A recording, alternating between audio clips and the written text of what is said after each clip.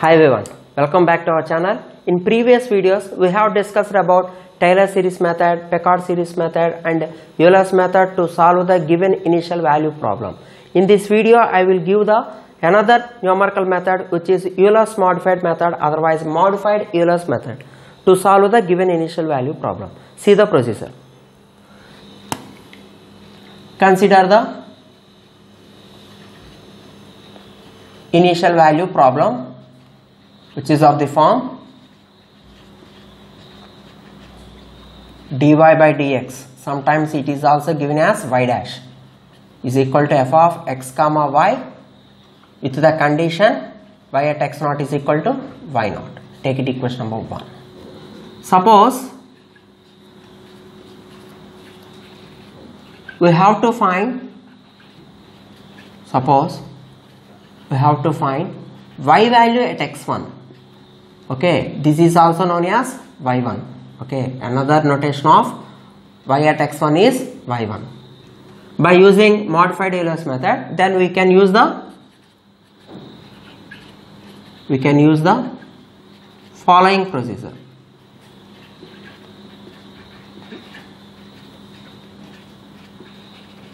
Okay, see, first of all we have to find out the initial approximation for required solution y1. Okay, we can take initial solution as y1 of 0 as y naught plus h into f of x naught comma y naught. Okay, this is called initial approximation for y1. First of all, we have to find out the initial approximation for y1 by using this formula. After that, we have to find out the first approximation for y1 which is denoted by y1 of 1, which is given by y naught plus h by 2 whole into f of x naught comma y naught plus f of x1 comma y1 of 0, which is initial approximation for the y1 which is obtained in the previous step. Now calculate y1 of 2, which is the second approximation. This is called first approximation for y1. So how can we get y1 of 2 here? According to this formula, we can easily write this one, y naught plus h by 2 into f of x naught comma y naught plus f of x1 comma y1 of 1. Okay, proofs are, these approximations are not necessary to you see. Now calculate third approximation. Which is represented by y1 of 3. The formula for this one is y naught plus h by 2 into f of x naught comma y naught plus f of x1 comma y1 of 1. y1 of 2 here. We can use the previous approximation value in this one. Okay, and so on. We have to continue this process until two successive approximations are same. We can continue this process until to get two successive approximations. Two successive approximations are equal, and we can take that common value as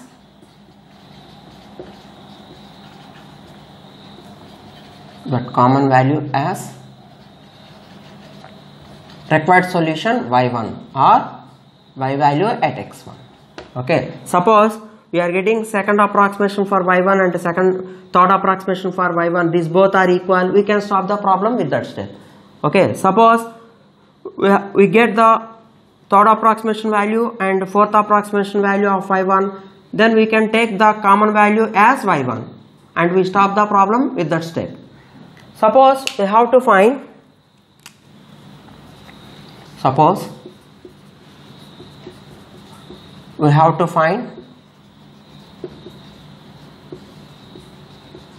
y value at x2, that is y2, then In the similar way, we can find out the approximations for y2 also.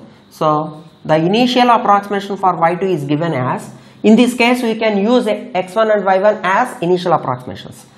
Here we are using x0 and y0 as initial conditions. That's why this formula becomes y1 plus h into f of x1 comma y1. Whenever we have x0 and y0, we have to replace it by x1 and y1 here.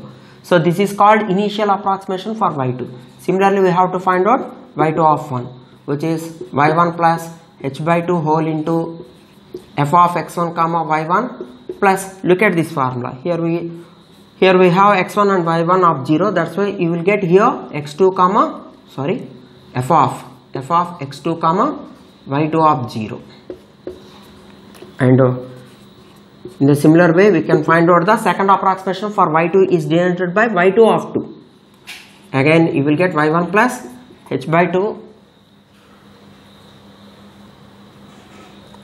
See, h by 2 of f of x1 comma y1 plus f of x2 comma y2 of 1. Every time we can use the previous approximation in the next approximation. Similarly, we have to find out the third approximation, which is given by y1 plus h by 2 whole into f of x1 comma y1 plus f of x2 comma y2 of 2. So and so on. So similarly, we have to find out the next approximations are also. We have to continue this process until to get two successive approximations are same. Suppose second and third approximations are same, we have to stop the problem with that step and we can take that common value as the required solution y2. Okay, this is the procedure to find out the value of y at x1 and value of y at x2 by using the given initial value problem by modified Euler's method. Okay, in the next video I will give the examples on this modified Euler's method. Thank you.